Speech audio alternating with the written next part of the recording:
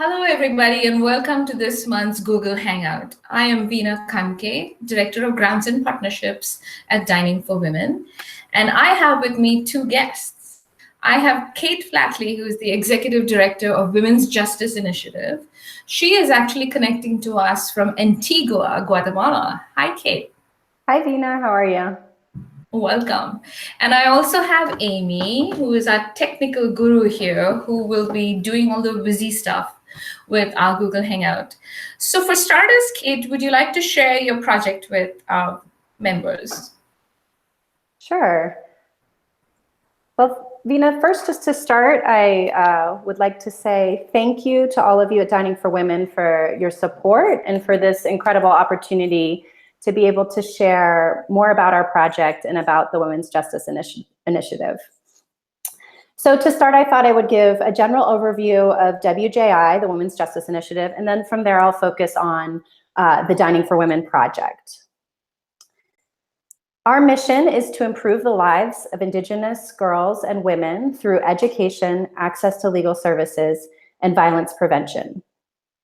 WJI works in 24 rural communities in Patsun, which is a municipality in the Western Highlands of Guatemala, where 95% of the population identifies as Maya Cachiquel. Since it was founded in 2011, WJI has benefited close to 20,000 individuals with its work. WJI works in rural Indigenous communities where women and girls face poverty or extreme poverty and high levels of gender inequality and violence against women. As you can see from this slide, over 40% of the population in Guatemala is Indigenous, and 75% of the Indigenous population lives in poverty. Guatemala faces alarmingly high rates of violence against women and gender inequality. Guatemala has the third highest rate of femicide or violent deaths among women in the world. And additionally, it ranks third lowest in Latin America on the Gender Inequality Index. Due to isolation and lack of access to resources, Indigenous women and girls are especially vulnerable to child marriage and gender-based violence. By 18, 40% of Indigenous girls are married. Services in Guatemala are concentrated in urban areas and rarely reach the rural population. Additionally, services that do exist are often not offered in Maya languages. In response to these challenges, WJI implements a community-based methodology to address gender-based violence and child marriage through 4 strategic approaches. We focus on women's empowerment through our women's rights education program. We invest in leadership development through our community advocates program. Our adolescent girls program focuses on preventing and addressing child marriage. And our legal services program increases women's access to justice. We use a methodology that focuses on first eliminating geographic and linguistic barriers that Indigenous women face in seeking services. And secondly, we focus on transforming norms that view gender inequality and violence against women and girls as acceptable. I'd like to focus now more specifically on the Dining for Women project. With Dining for Women's support, WJI will empower 29 Maya Cachiquel women to promote women's rights in their communities and link vulnerable women and girls to legal services. We will achieve this through 3 strategies. First, we will train 29 women to become community advocates. These are the women who are pictured here. They have completed WJI's Women's Rights Education Program, which is a 6-month legal literacy course, and now they are undergoing intensive leadership and human rights training. Following this training, the advocates will lead WJI's Women's Rights Education and Adolescent Girls workshops.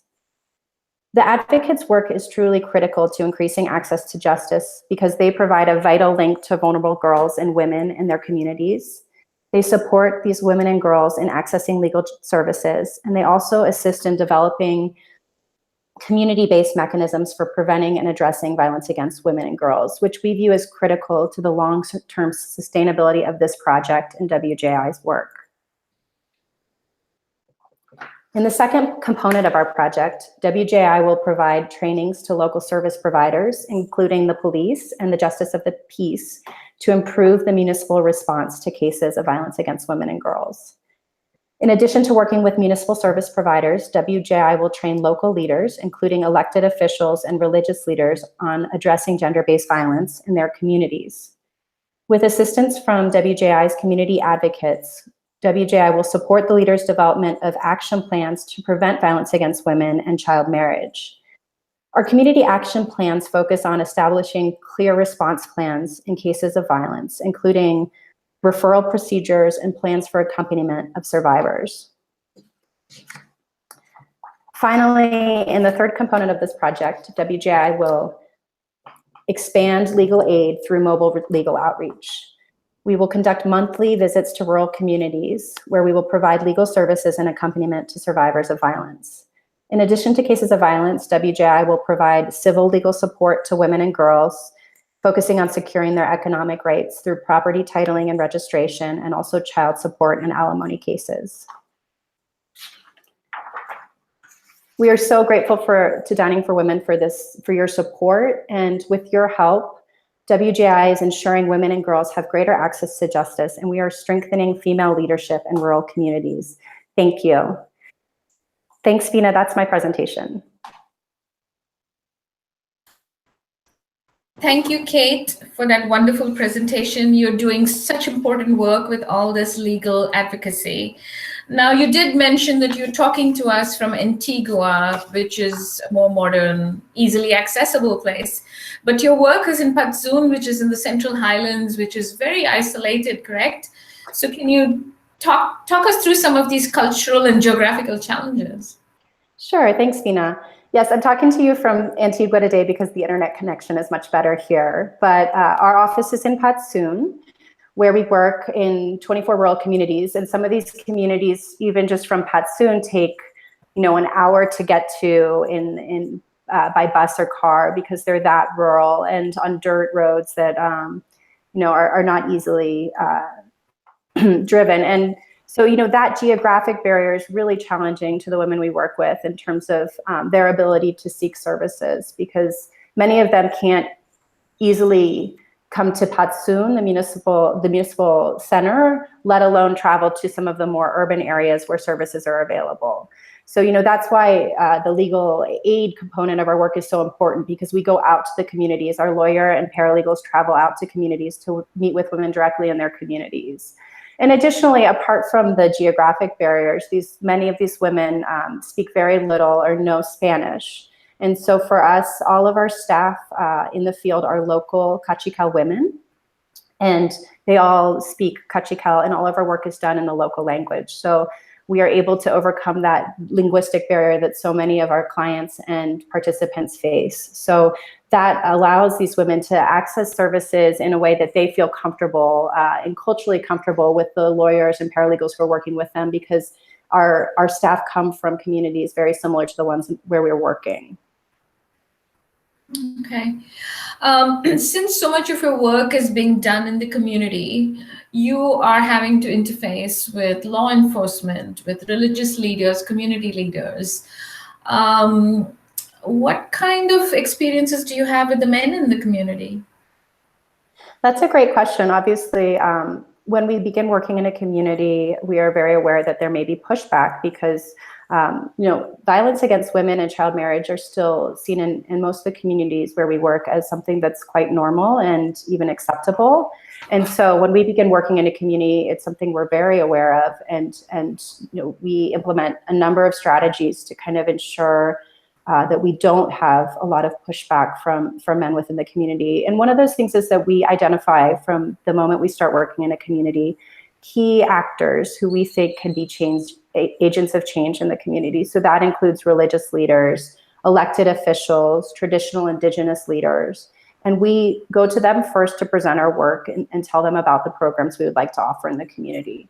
And we really need the support, not only just the support in the meeting with us, but their visible support for our work before we can start working in a community. So that means that they often will come with us when we're conducting kind of community mapping and inviting women to participate in our programs. They'll accompany us in that process so that the families can see that this work is really supported by these important people and respected leaders in their community.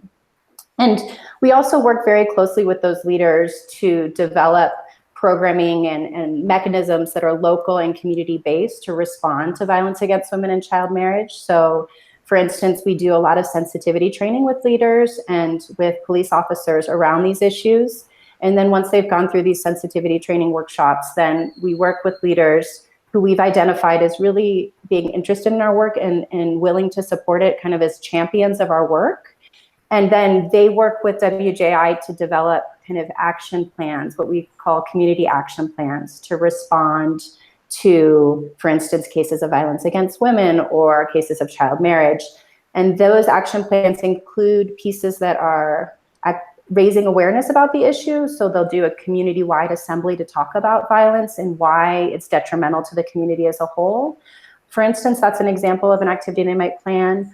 Or, planning one community planned a local race where they all were holding different signs up about preventing violence against women, and a lot of the local women and families participated in that. So that was really another positive preventive or raising awareness activity.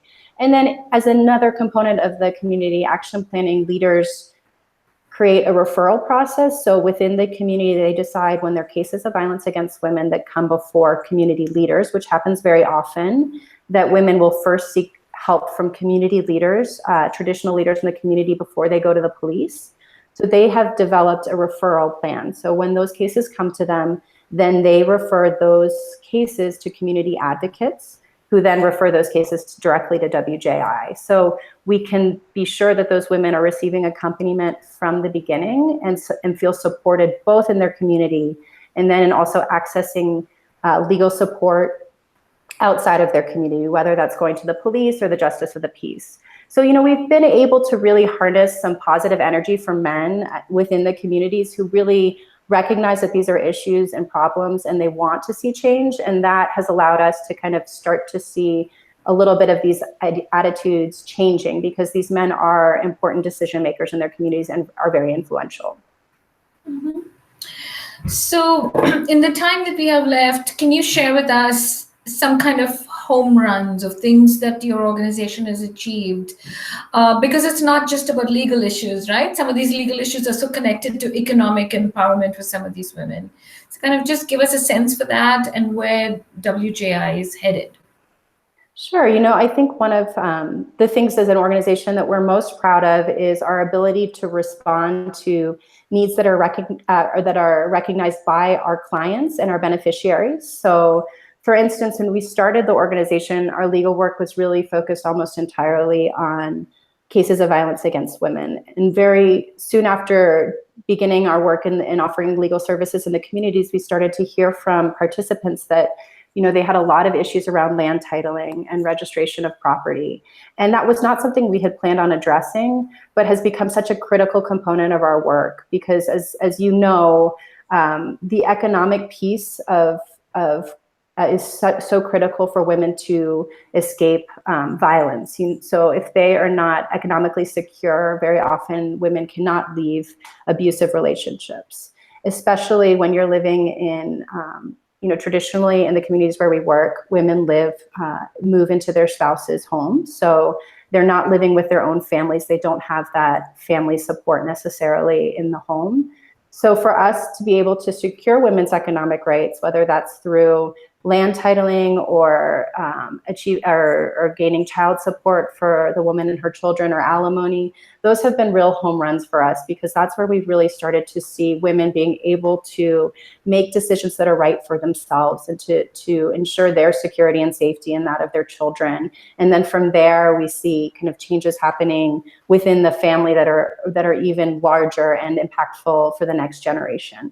So that to us is one of the real home runs, is our ability to identify these needs and listen to our beneficiaries and respond to those and really build out programming that really is what has been identified locally at the community level as some of these major needs. And I think that's what we really look for in the future with WJI, is there are really strong organizations in Guatemala that are working on the national level to respond to gender-based violence.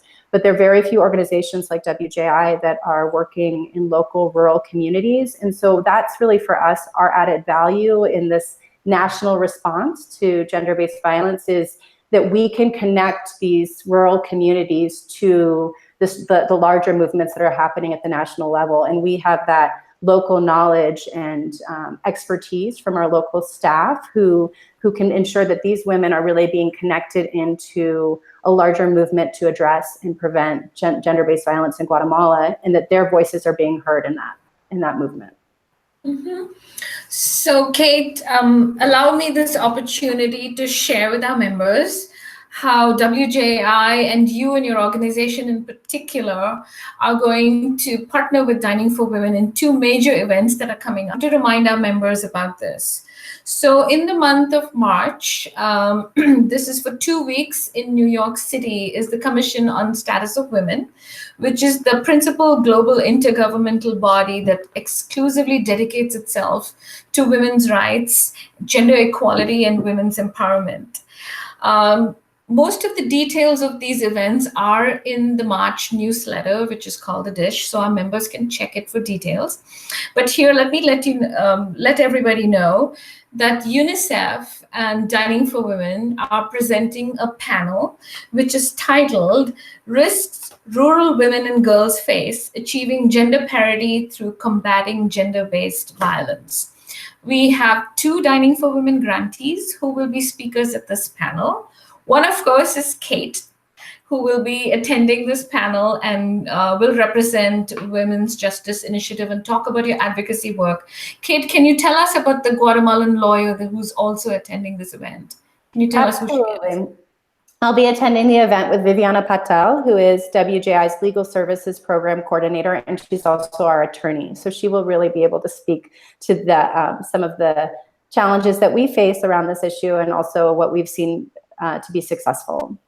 Okay, and another Dining for Women guest who will also be attending this panel is Jaha Dukure of the Safe Hands for Girls, and our members will remember that Jaha represented Safe Hands for Girls in the project in the Gambia, which dealt with female genital mutilation and female genital cutting. So we want to encourage all Dining for Women members who may be in New York City on March 14th at 8:30 a.m. We will have this panel presentation in the gallery, which is on 4th West 43rd Street. Once again, these details are in the dish in our newsletter. On another note, Dining for Women has a conference coming up in May. Knowledge is Power. This information is available on our website. We are looking forward to having a conference that is sold out. There are some spots available. Dining for Women members, please go ahead and register for the conference. We have some really interesting grantee panels, and once again, Kate is playing a role. Kate and Women's Justice Initiative will be on our Women's Rights is our Human Rights panel, which is early on the morning of the 5th. The details of our program are on our website. The deadline for registering for the conference is March 20th. So all this may be a whole lot of information for all of you, but we just want to showcase our wonderful grantees, and you get multiple opportunities to share your time with Kate. So come to New York, join us at CSW, and come to the conference. Kate, I want to thank you for being on this Google Hangout with us, and I'm really looking forward to meeting you. Thank you, Veena, so much. And thank you to Dining for Women for all of your support. We so appreciate it. You're very welcome. Bye-bye. Bye.